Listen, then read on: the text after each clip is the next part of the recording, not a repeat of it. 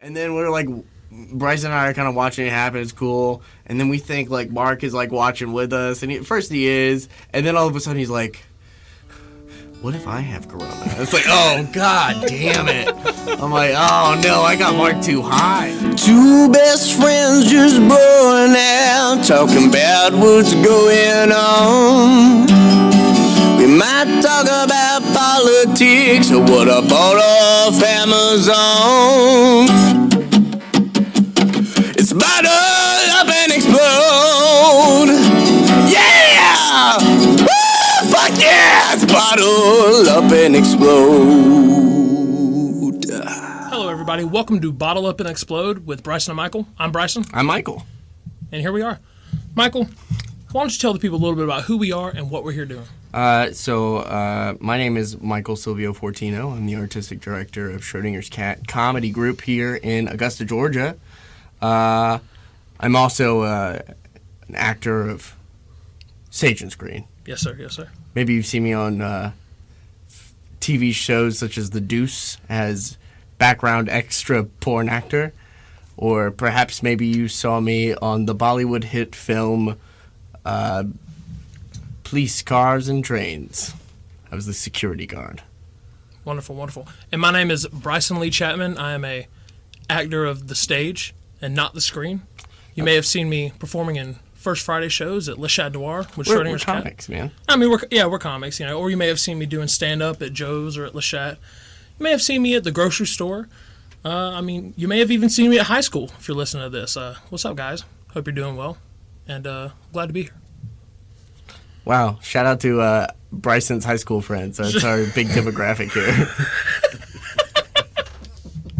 Shout out to our editor, Brandon Bruni, who's here with us today as well. What's up, Brandon?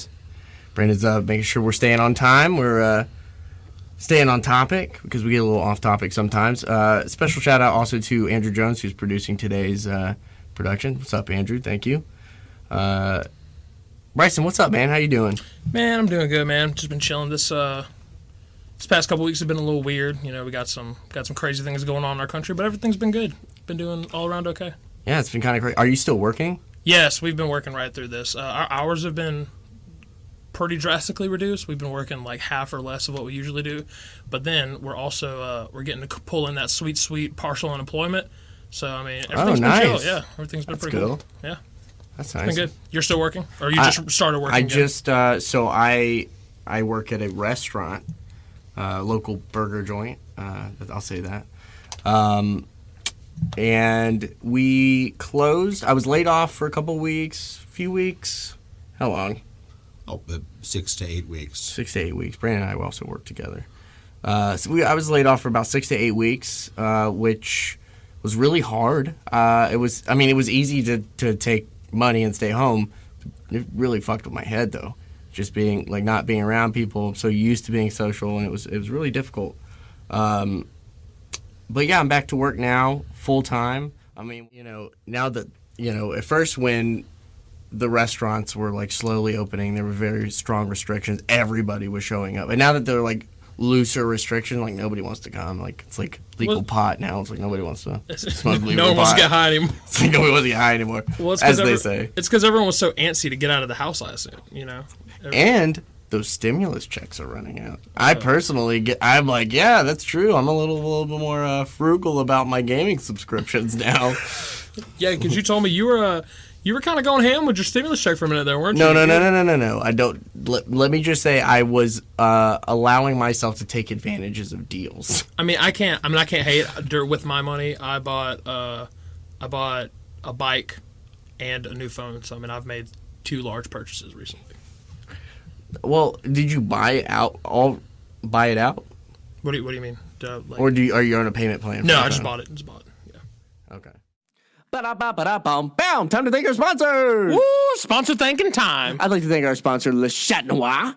Le Chat Noir is a black box theater here in downtown Augusta, just on the corner of 8th and Ellis, right off Broad Street. This theater has an attached lobby with a full-service bar that echoes a 19th century cabaret. Well, after one too many absents. Like its namesake, Le Chat Noir exists to produce and present entertainment to the CSRA that was previously not being offered. And Michael, is there possibly a website that I could go to get more information about Le I Chat was Noir? literally about to say that, Bryson. It's lcnaugusta.com, lcnaugusta.com. You can find information on tickets. You can also find merch. You can find content on past productions. But most importantly, you can find our tickets to First Friday XTG Schrodinger's Cat. lcnaugusta.com. Go to our website for more details. Woo! Shit, dude, I just miss performing. Yeah. A lot, dude. I just haven't been around people in a while. I almost forget what it's like to be around people. I feel like it's gonna be weird at first. Well, I mean, yeah. What are we? It's the beginning of June right now. We've been quarantining for a solid 2 months. What was the last thing we did? Well, the last big thing we did at Le Chat was Mark Norman. Came when March 15th, wasn't it? Mid-March. I know that. Mid-March. It was mid-March. We had Mark Norman, very famous, very talented comedian, come down to Le Chat Noir and do an hour with us. It was really good. What a cool guy. Yes, it was great. So we got to hang out with him. I worked security, which basically meant I just hung out with Mark. I just hung out with Mark Norman. I couldn't justify letting you just hang out with Mark, so I was like, you and Andrew, our producer, also our marketing director here, you guys can hang out if you like say your security and catering. Yeah, so basically we just showed up and set stuff up and like set up the Mark Norman Lounge, and then we got to hang out with him, and it was a really good time. Yeah. And so I had been communicating with his agent the whole time. Basically how this all got started was I just straight up hit him up on Instagram, and I was just like, hey, I just became the artistic director of this group. I really want to expand because we were just improv troupe. I was like, I want to make us a comedy troupe, and stand-up is a big thing that we want to add. And it'd be really cool to have you kind of like launch this stand-up series. And he's like, hell yeah, that sounds awesome. Just hit up my agent, and I did. They hit us up right away. It was a hell of a process. It's really scary. You were so fucking stressed out about it. I was so fucking stressed out. I mean, just like, it was rough. I remember. So the day of the show, me and Andrew, I think the show was supposed to start at 8. I assume. I believe the show was supposed to start at 8. So me and Andrew got there at like 6:30 or some shit, and Mark was supposed to be there at 7. So so Chris, the owner of Le Chat Noir, Michael and I and Andrew, we were all there at probably 6:15, 6:30 probably, setting stuff up, making sure everything was ready. And Mark was supposed to be there at 7. A nice little hour call time before the show. 7 rolls around and Mark's not there, which we kind of expected. He's a famous comedian. He's not going to show up. And the reason we did the 7 o'clock call was not just like be here at 7. It was just like it was a courtesy thing. Like it's like we have all this food set up for you. Like Andrew, who also listens to Tuesdays with Stories, was like, hey, he really likes Chipotle. You should get a Chipotle set up. So we did, and we had all this shit set up. We really went above and beyond for this dude. And he's not there, and we're getting like close to like curtain, and I'm like hyperventilating, and all my friends are there, all my family is there. This is like my fucking nightmare. I'm like, oh my god, I'm about to walk off. It's like I'm about to be naked on stage in like 2 seconds. And I'm like, how did I get here? So from my perspective, it was hilarious because the whole time I try to keep it optimistic, and I try to have a good like faith that everything's gonna work out within me. So the whole time I was trying to chill, but you were not holding it together at all. You were not holding it together. But shit, the tables fucking turned real quick. So Mark gets there at like 7:45, which is fine because his agent probably didn't even tell him what time to be there, because the communication was so bad between everybody, and so Mark gets there and he's like, comedy. He already starts his like routine. He acted exactly like how he acts on stage. He's exactly the same person. And comedy, right? Cool. He's like trying, like giving us new bits, and I'm like, all right, I loved it. It was funny. It was great. It's hilarious. And he was like shocked about the quality of the buffet. It's like he thought we were gonna suck. He kind of gave this energy of like, oh man, you guys really did it. We're the girl next door that turns out to be a home run. It's like, yeah, we got nice tits and nice ass. Yeah. He really he pulls up at, like you said, like probably about a quarter till, maybe 20 till, and he walks in and immediately he's like, oh yeah, how'd you guys not like Chipotle? And we were like, oh well, we listened to it here. We had him a gift card at Chipotle. Get him a gift card. We had him Chipotle food actually there. We had him the liquor he liked. We had him water. We had him Diet Coke. We had everything. His rider had, which is part of his contract, had specific guidelines of what we had to have there, which was the Diet Coke. Like, one of them was, like, deli sandwiches, and then we got an email later that says, well, he's on a diet, no bread. I'm like, what the fuck? So I'm, like, panicking, and, like, finally, Andrew, like, comes through with the Chipotle, like, layout with, like, no bread involved, and he gets there, and he's like, wow, it's too much. And I'm like, fuck, I wish you would have told me that sooner. Fucking bastard. You bastard. Well, and then, so we had a TV set up in there, too, with a nice little couch for him. Yeah. And he sits in the couch and puts on Netflix and just puts on a fucking Miles Davis documentary. Instantly puts on the Miles Davis documentary. Like he had been wanting to watch it. Oh, and then he was like, casually while he's going through it, he's like, so what's the opening act looking like tonight? Yeah. And I was like, oh, well, your contract specifically just said one opener. And he's like, fuck it. You know, who else wants to do so? He's like, you look like you look like you do comedy. He's like, are you guys comedians? You look like you do. Yeah, he's like, you look like you do this. And I'm like, yeah. He's like, yeah. And I was like, I could do a 5. Do a 5. Hey. And I was like, he does comedy. Hey, this guy does. He should do a 5. And Bryson is that guy. And he's like, Bryson should do a 5. And Bryson was petrified. So he was all cool and calm for a fucking second.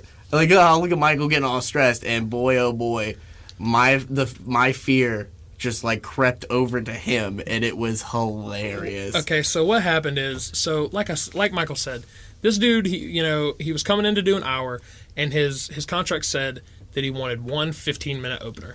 And we had been scrambling the day before to get this opener because the guy we were going to have had already dropped. No, he had a family emergency. Well, I mean, shout out to Shonick. Yeah, not hating on Shonick, but he had to drop, Yeah. So he had to drop, and so we're scrambling to find some local guy to come in like 2 nights later. We were figuring this out like a day or two before, and we were trying to get some guy to come in, and we finally got Marcus Gant, local Augusta comedian, very funny dude, to come in and do 15 minutes. And so Marcus is there, Mark's there, and at this point, it's like we're trying to relax. We're like, okay, they're here. We should be home free, right? It's like people are here. We have an audience. He likes his food. It should be good to go. And then he tells Michael to do 5. And he's like, you know what? Actually, you do comedy, pointing to me. You do a 5 too. And my stomach immediately just hits my ass because I can't think of any of my jokes. Instantly, sure. I can't think of any of my jokes. And keep in mind, Mark is talking to me, and his back is to Bryson. I'm looking over at Bryson, and Bryson's head is just shaking. No, fuck, I can't do it. I can't think. And then we step out. It was so funny. It was like we stepped into the dressing room. He was so calm. We stepped out, and you're like, oh man, I can't fucking die. I can't think of any of my fucking jokes, dude. I couldn't. God. In that moment, it was like every funny thing I'd ever thought of or written down, I couldn't think of it. So I start pacing a fucking hole in the concrete, trying to come up with my stuff. And I'm talking to Brandon, and I'm talking to Andrew, and I'm talking to Kenny, and I'm just trying to fucking get my shit together. And then finally, I remembered my jokes. I mapped them out in a somewhat coherent, flowy order, and I put my 5 minutes together, and it was a good time. Dude, you were fantastic, dude, and he thought you were really funny. He thought you were great, man. I appreciate that. He was like, he walked the stage and he gave you the thumbs up there. Well, if I'm not mistaken, he was pretty complimentary of your setting up the whole ordeal. I mean, yeah, he talked about you on a podcast, if I'm not mistaken. Yeah, thank you, Brandon, for. So Mark has a podcast called Tuesdays with Story that he does with his comedy partner Joe List, where he actually talks about his time at Le Chat and his encounters with us, which was really cool because there were parts of the story that I actually didn't know. Mm-hmm, yeah. So do we have a clip? Yeah, we have a clip that we can cut to right now. Let's take a listen. And I get to this kid's show. It's unbelievable. I forgot the kid's name. I feel bad, but it was in this beautiful theater. It's like an old school porn theater that they turned into an improv sketch troupe thing. Oh, that's fun. They all know each other. There's like a little scene in the town, and this kid is such a Tuesday. He set up the whole green room with catered Chipotle. Wow. Unbelievable. He had a bucket of beers. He had whiskey and tequila, and he had a TV in there. He had the Miles Davis documentary going. This kid set it all up. He was so happy to see me. He's a huge Tuesday. It was amazing. So this gig, it's sold out. This is like the hottest crowd of all time. A couple local guys go on, and I do this one. The guy goes, because he was so scared of my agent. My agent's a real so he was like, I'll do 2 minutes. I'll bring up him. He'll do 5. And then my other friend will do 5. And then we'll bring you up. We're sorry. We don't want to take up too much time. I go, no, do 10. Have him do 10. Have him do 10. Do half hour. And they were like, what? So they got to do a bunch of time. The crowd is hot. Killer crowd. I go up, have a hot one. And I just hang out at the show after. Everybody's shaking hands. I sell some merch. And it's a community of artists. You know that feeling? Where it's like everybody there, he's a sketch guy, he's a director, he's a photographer, and they all hang out. It was like Paris in the 20s. Oh, I like that. Beautiful.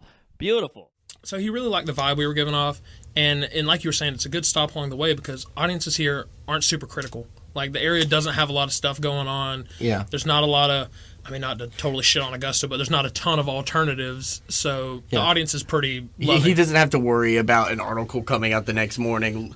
New York comic Mark Norman bombs in Augusta. Yeah, no one's and gonna write ruins that. his career. Yeah, he doesn't have to worry not a about chance. that. He really enjoyed his time there, and he talked about his experience with us, like during the show. Like, and he called me a Tuesday. Which I've never heard that phrase, but it describes you perfectly. Tuesday is like a real big fan of his show, Tuesdays. Okay. Tuesdays with Stories. And I guess he calls his fans Tuesdays, which is like, okay. But I'm like, hey, all right. But he made me seem like I'm super like, okay, I was really nervous about this whole thing, but if you know me, I'm not a really like meticulous person. I'm very loose and laid back and chill until it gets real serious. Until Mark Norman comes in Until town. Mark Norman comes down. Mark Norman is also, I should mention, my favorite comic, so that made things like really like. You were so stressed. I mean, you were was really sweating stressed. bullets. Sweating standing out on the bullets. set. I lost weight, and then as soon as Mark left, I ate like 5 pizzas. No, I was so nervous. So anyway, the night's going great.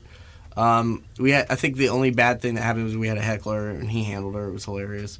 But at the end of the night, we go to the third space, which we had assembled a dressing room for him. So we go to the dressing room, and we're hanging out, and we're just talking, and he's like running jokes by us and stuff, which is really cool because you're like, I'm active on the tweeters, and he's very active on Twitter, so I like to see his like material. It's very funny, and sometimes it was just really cool to be able to sit there and watch him like try to think of some new material, and it's like, oh cool, oh my god, behind the scenes. Well, he asked me and Andrew when you weren't in the room at one point. This was right when Oh no, when I left, what did he ask? he was like, "Is this guy fucking weirdo?" No, he's asking us because this was right when we had found out. So this is right before we were Mark Norman's last live show. So this is literally right before Corona hit the earth in a big way, and everybody was locked in their house for months straight. So he's asking us. This was right when it came out that Tom Hanks had Corona.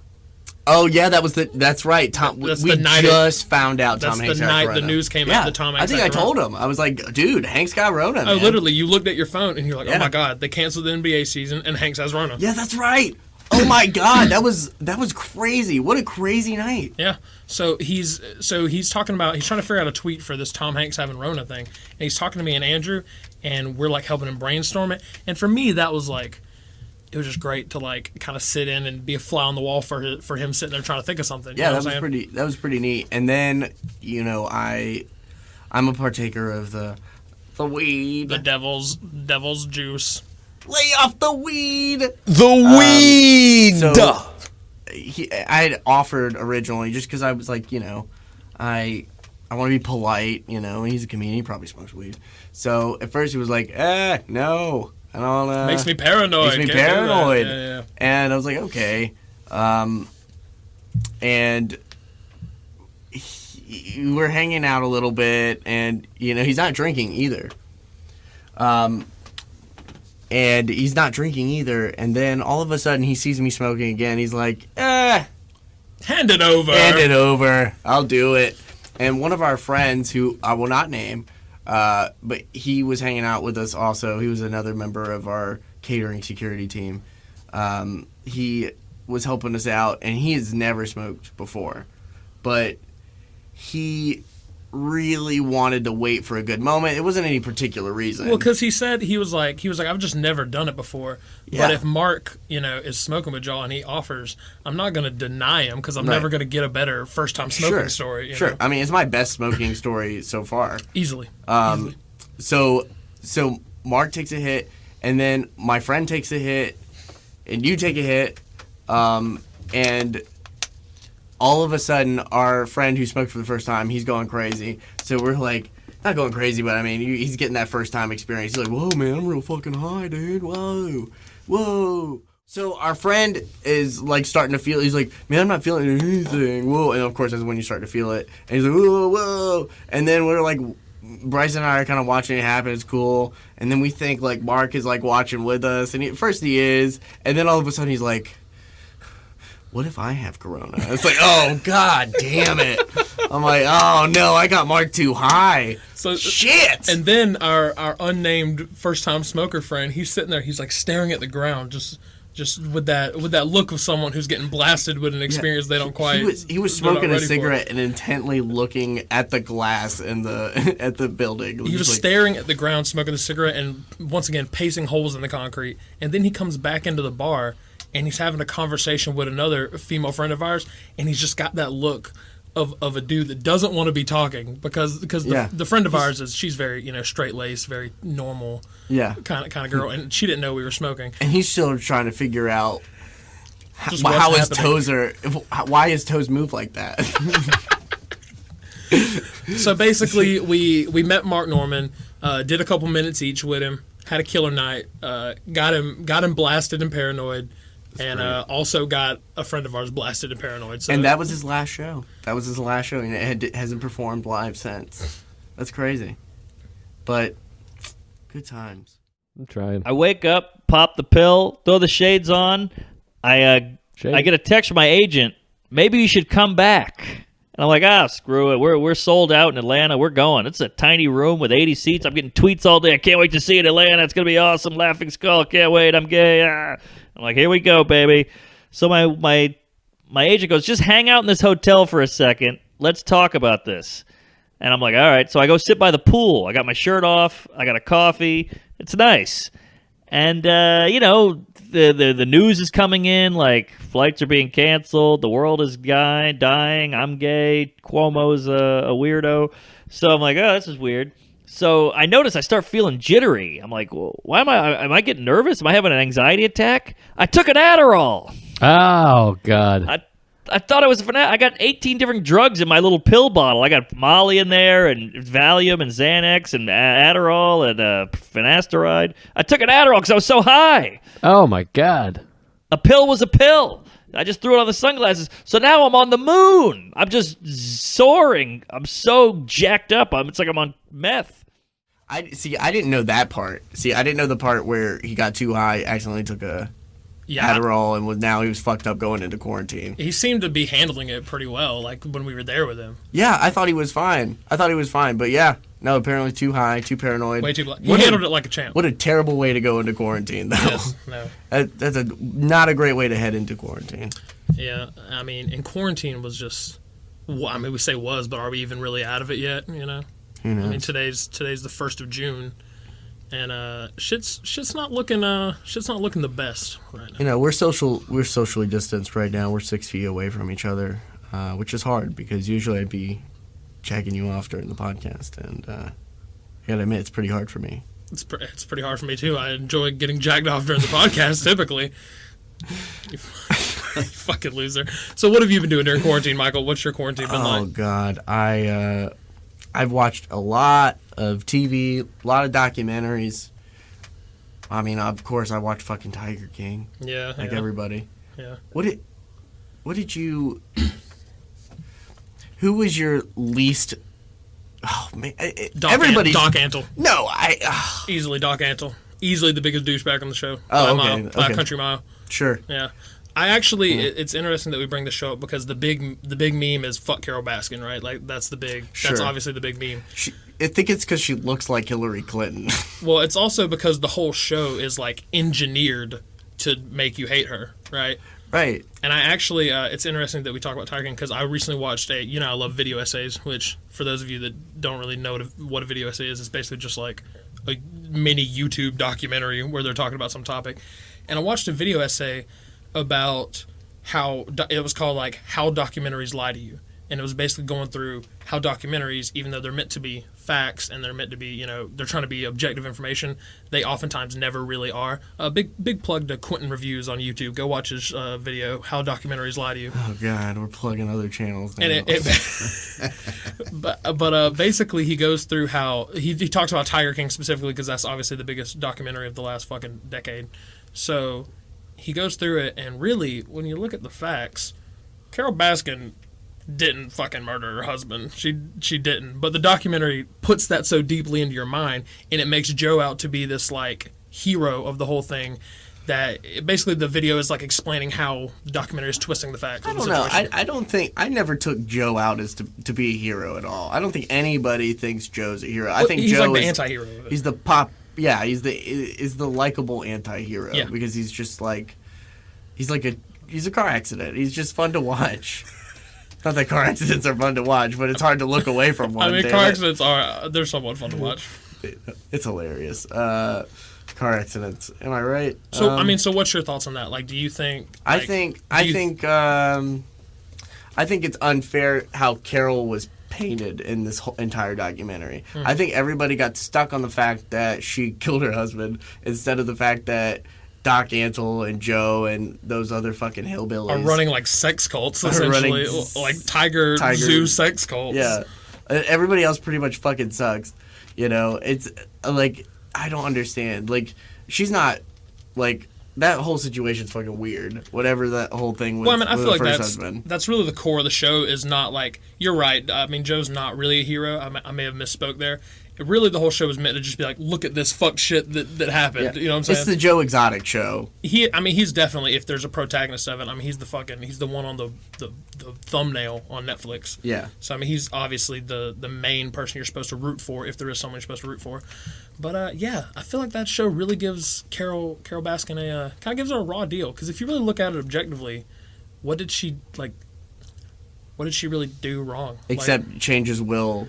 Like right before he died. Other than that, or maybe I forgot all the details of that. But I mean, she did kind of OJ set up her husband's murder. Like, if I was gonna murder him, I'd do it like this. But did OJ even murder his wife? I mean, are we even positive about that? If the glove fits. If the glove fits, you must quit. No. It's a fucked up situation, but that's not the only thing I watched though.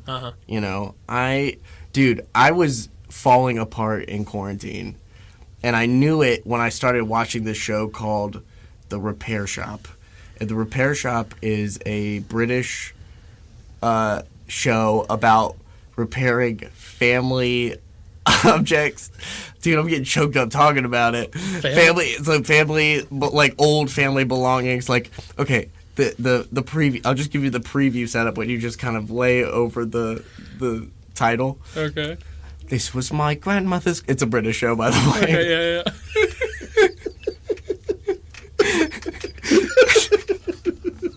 I've never fucking heard of this show. It's called The Repair Shop. It's 3 seasons, and the opening, like the preview is like, this was my grandfather's clock, and it hasn't chimed since he died, and I'm thinking, maybe if I repair the clock, maybe his spirit will fill the house. And I just went, oh,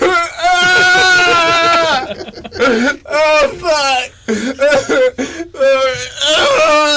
And then I was like, surely it can't be that bad. And then I started watching, and I was just like, this was my father's pinball machine. And then I was like, God damn it. I'm just like, how? And it's like, It's like, you don't only repaired my pinball machine, you've repaired my spirits. And I'm like, oh, God. That's I don't feel like I would Fucking enjoy that. weeping. I'm like, why am I weeping? It's supposed to be a fun little arts and crafts show.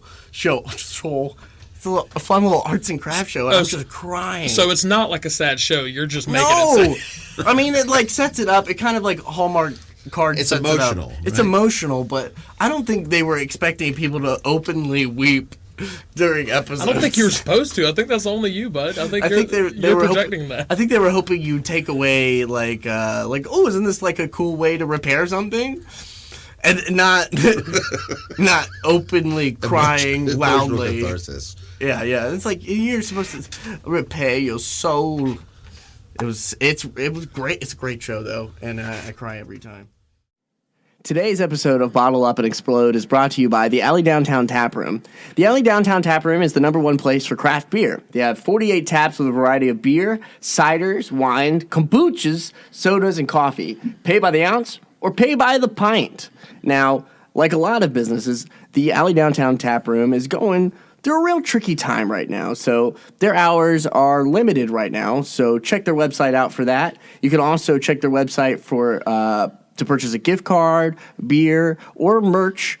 You can find that information on the alleydowntowntaproom.com. Again, that's the alleydowntowntaproom.com. Now, Michael, is there some sort of VIP text list I could get involved with to get more information? Absolutely, Bryson. You can sign up for the VIP text list by texting BHOPPY, BEHOPPY, BHOPPY to 31996. Again, that's text BHOPPY to 31996.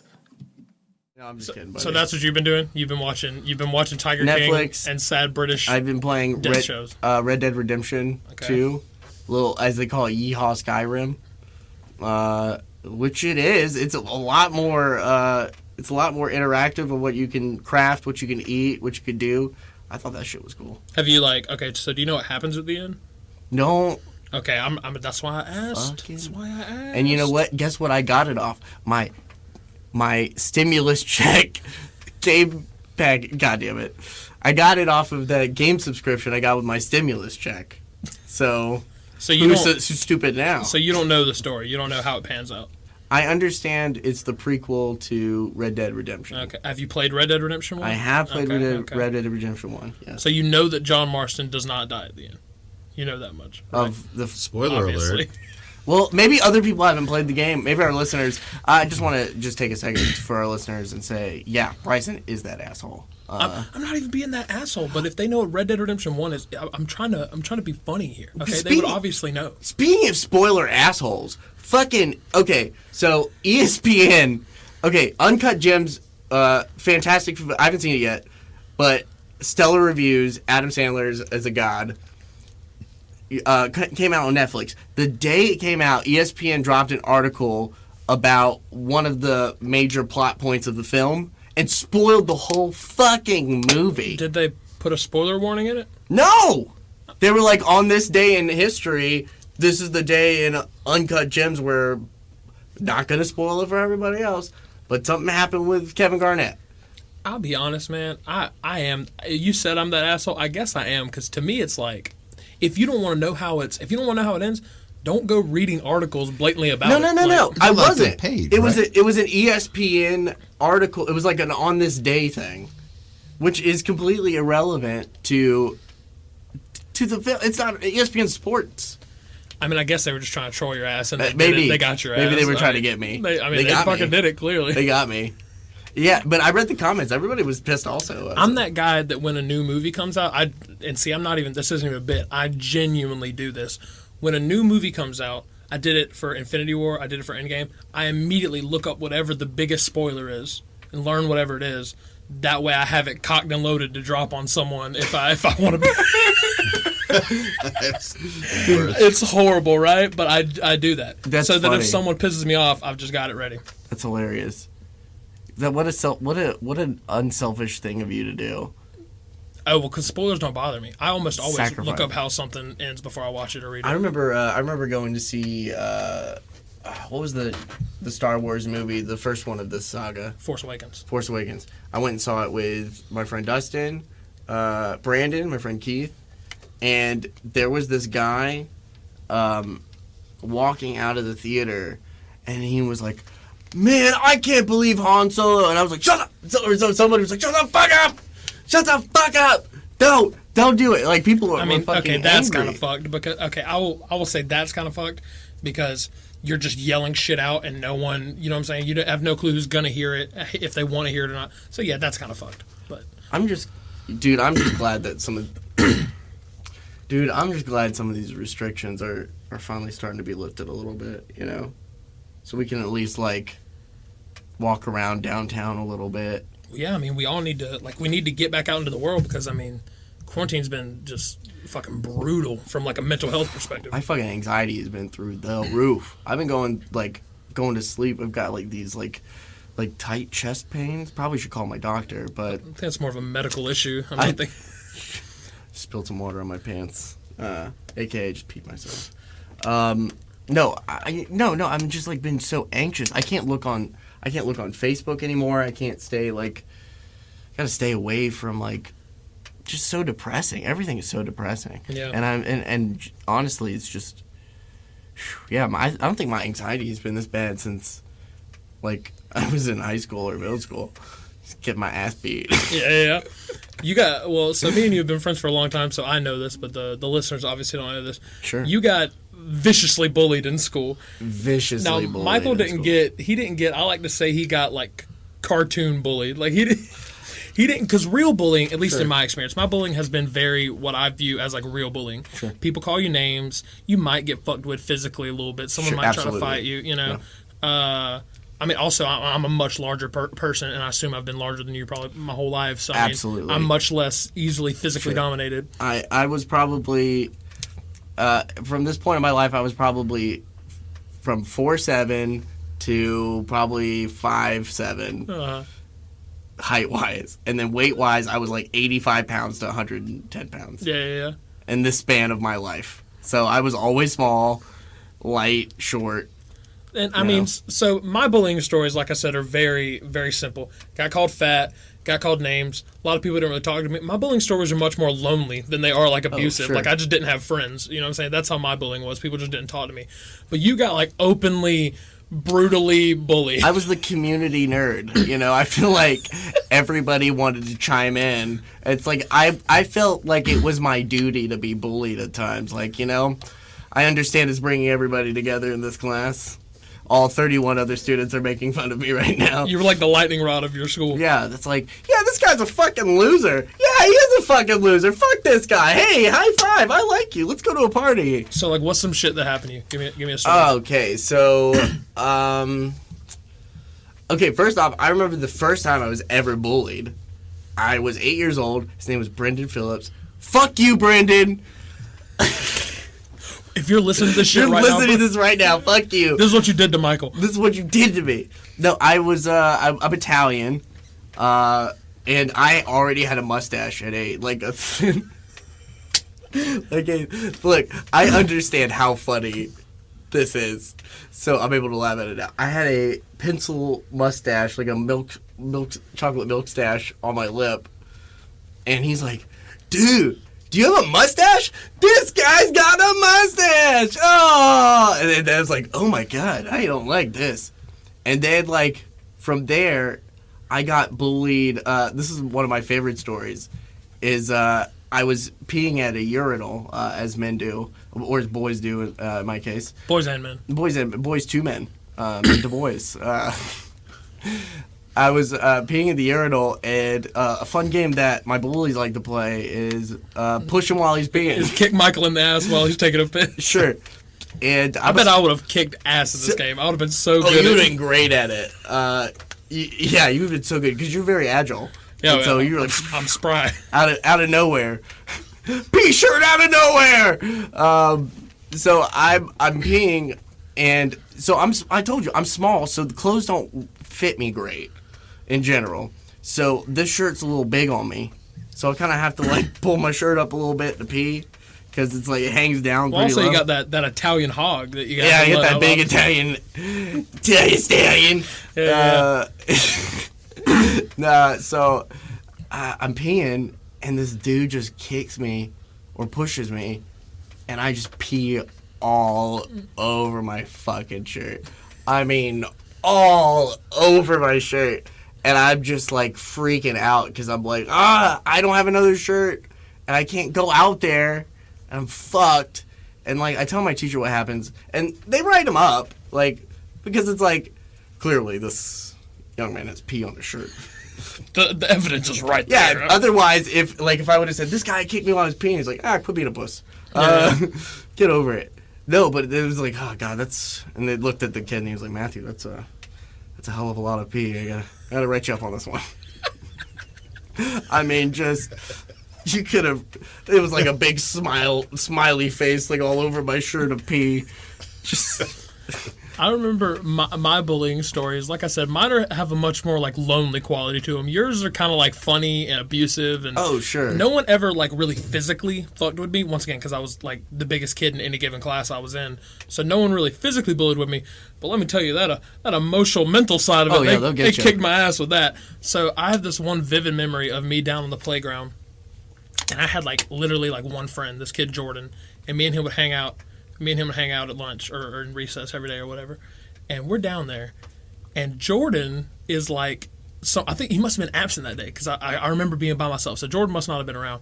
And there's this mob of like 10 kids in my class. And like there was 2 classes at recess. So there's probably kids from the other classes too, following me across the playground, just like with like tiki torches, like chanting shit at me, like fatty, just walking behind me, and I'm fatties will not replace us. For real.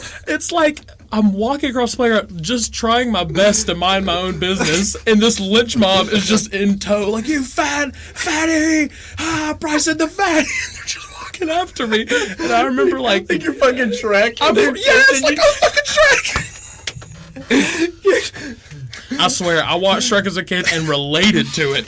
Related heavy. Oh, that's fucking hilarious. So they're walking across the playground just berating me, and I remember turning around and just like letting out what was my human version of Shrek's roar. I was like, leave me alone! I screamed at them, and then they were like, oh, fuck, man. This is serious. And then the mob dispersed until the next day. But yeah, I just got just heckled across the playground. Did you ever get pantsed? No, see, that's what I'm saying. Like shit like that, like physical shit, never happened to me. It happened It was all verbal. It was all that for me. Oh, I got the verbals, but the pantsing was so weird. I think okay, so this was freshman year. Let me ask you a question, personal question. When did you stop wearing whitey tighties? I'll be honest, I literally like. Probably when I was like 5. I've been wearing boxer briefs for a minute. Okay, so I have older to parents. this day, 20 years from 5 to 20, boxer brief gang. So I joined the boxer brief game as soon as this story happened. So I was still wearing whitey tighties freshman year because I was like, oh, my dad wears these.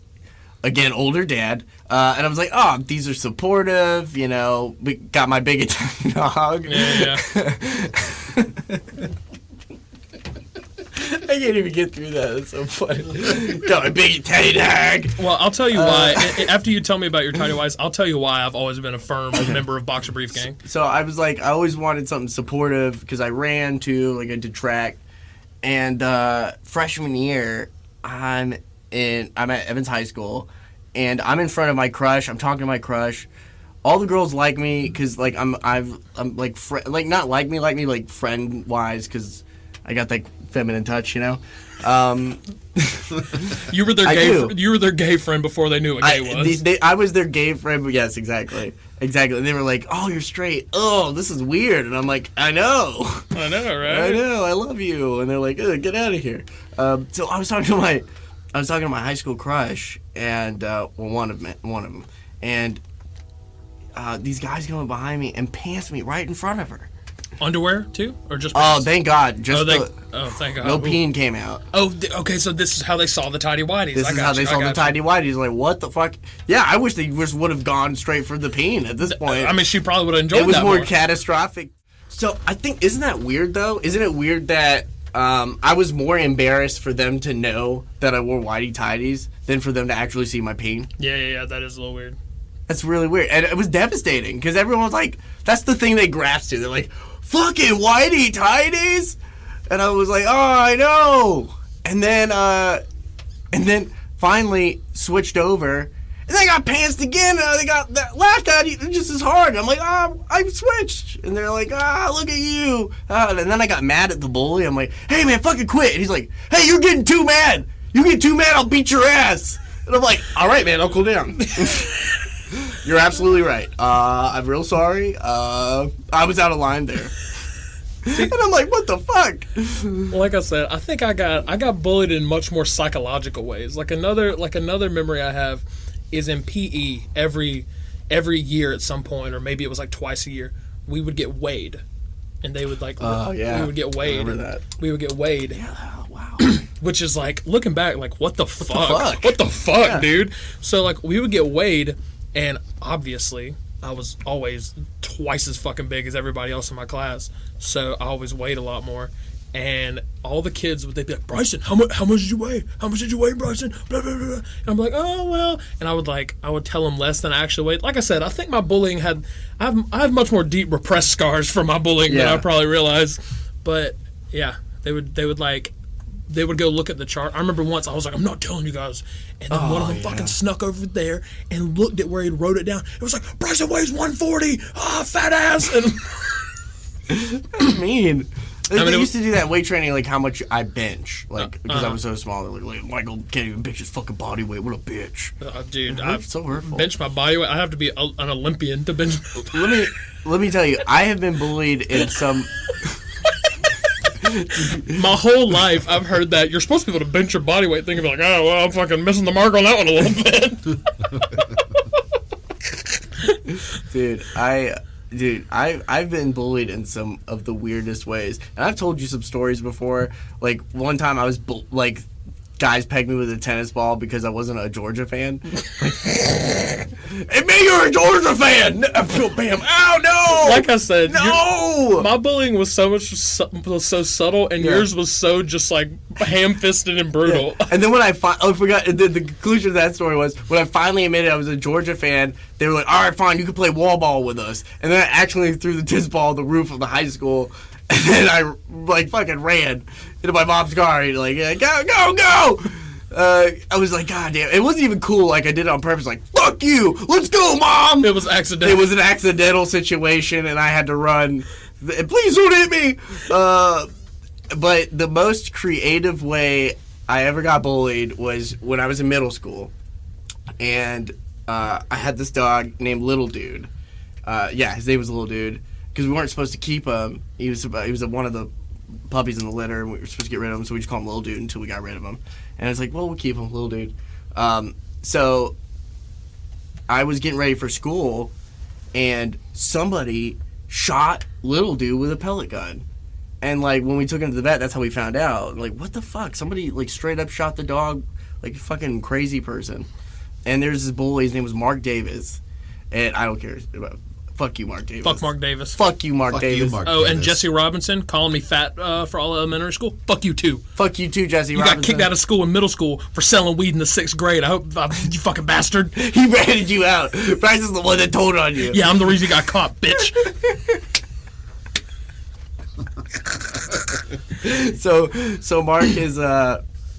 Mark rides my bus, and we are on the same bus stop. So I get bullied every morning. By this kid, and I'm just like dreading walking out there. I'm like, oh, here we go again. And he's just this like short So he wasn't even physically imposing. No, not at all. He was biracial albino. It was like very like, bro, in any other school he would have been getting bullied with. Right, but he wore like hunting gear and he dipped every morning. It was bizarre personality, right? And he's been trying to fight me for so long, and I just don't fight. And he was like, he just wanted to see what my tipping point was. And so he had heard the story on the bus because I had told one of my friends, like, somebody fucking shot my dog, dude. Like, what the fuck is wrong with people? I wasn't swearing back then, so it's like, Gotchi Williker, somebody really shot my dog, and I'm just shooken up about it. And so I'm getting home from school that afternoon, and they're like guys across the street that like box for fun and hang out, and that's how they settle stuff too. Squash beefs. Squash beefs, yeah. Put on the gloves, and it's like getting towards the evening, so it's getting dark, and I'm going home, and Mark is there, and he's like, "Hey man, why don't you fight me? Stop being a little bitch." And I'm like, "Oh, golly, Mark, I would, but my mom's dinner's ready, and she's gonna get pissed." And he's like, "You better fucking fight me, you little bitch." And I was like, "No, I really shouldn't." And he's like, "Well, guess what? I'm the one that shot your dog." And I was like, "What?" And I just like my Italian horn that I was wearing just started to glow, and I was just like getting angry. I'm like, "Fine, put on the gloves." And I put on the gloves, and I'm like crying also. I don't know if he really shot my dog, but he definitely, I can't take the chance. Got you. Yeah. I can't take the chance. Like I have to stand up for my dog's honor here. And I am absolutely about to wail 4 years of bullying on this guy's face. Like, I've been bullied and I have no way of letting out my aggression. So I'm like, I'm getting ready to just let it out. Because I'm like crying. I'm crying angry because I'm just fucking mad. And as soon as they're like, "Go!" and I go in, he fucking tackles me to the ground and wails on me. Just fucking wails on my face. And I finally push him off. And I'm like, "What the hell, man? You're not following the rules." I threw the gloves off, and I ran across the street, because that's where I lived, literally directly across the street. And I sat on the porch. It's night, and the porch light's still on. I, like, sit down to the chair, and I'm, like, crying. And my cat... Is this the same house you live at now? Yeah. So same it's house. that very neighborhood. That very neighborhood, yeah. So my cat, like, Prince, who's 17 now, he hops up on my lap and sits with me, and he just looks at me, and I could just, like, see the disappointment in his eyes. It's just like, "God damn, you pussy." Fucking crying. Like, at least turn the porch light off, so I don't see you crying. God damn. But yeah, bullying, man. It's not cool. Be nice to everybody. Everybody, be nice to everybody. Especially right now. We all need it right now. We need it right now. Everybody be cool. Everybody be nice. Well, Michael, I've enjoyed our conversation today. I have too, man. This has been great. I'd like to thank our editor, Brandon Bruni, for being here. Also thank our producer, Andrew Jones, as well. And, Bryson, any, closing thoughts? Man, closing thoughts. We enjoyed meeting Mark Norman. Mark Norman's a cool dude. Keep doing your thing, Mark, if you're listening. Doubt you fucking are. But, if you are, keep doing what you do. We love it. Tiger King is a sham. Carol Baskin did nothing wrong. Quarantine is rough, and don't bully people. And be on the lookout next month for my hit book, 101 Ways I Got Bullied. And then next year will be the sequel, because I got 101 different ways. Hell yeah. Well, you have been listening to Bottle Up and Explode with Bryson and Michael. I'm Bryson. I'm Michael. Thank you very much. Man, funny. Oh man, that was great. Wasn't that great, Michael? That was hilarious. Oh man, that was a good time. You just got done listening to the first ever episode of Bottle Up and Explode. How does it feel? You made it to the end and you had a good time doing it. Well, Michael and I want to thank you sincerely from the bottom of our heart for listening to us. Deep down. And we hope you tune in next time. Special thank you going out to Mark Norman and Joe List for allowing us to use the audio from their podcast, Tuesdays with Stories. You can go listen to them on Spotify, iTunes, YouTube, wherever you get your podcasts. And we would also like to thank our sponsors once again for pimping out today's show. We appreciate it very much, and we will talk to you guys soon. Peace.